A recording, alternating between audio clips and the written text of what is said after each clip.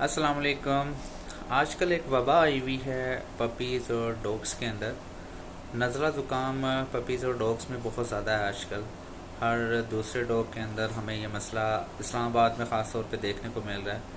अगर आपके साथ भी ऐसा है तो मुझसे काइंडली ज़रूर शेयर कीजिएगा।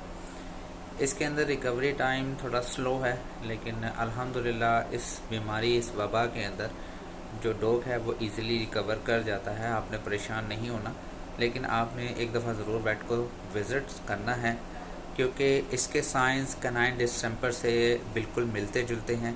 अल्लाह ना करे कि आपके पेट को कैनाइन डिस्टेंपर हो, तो बेहतर है कि एट द टाइम फ़ौरन ट्रीटमेंट करवाएं, ताकि आपका पेट जल्दी से जल्दी रिकवर हो।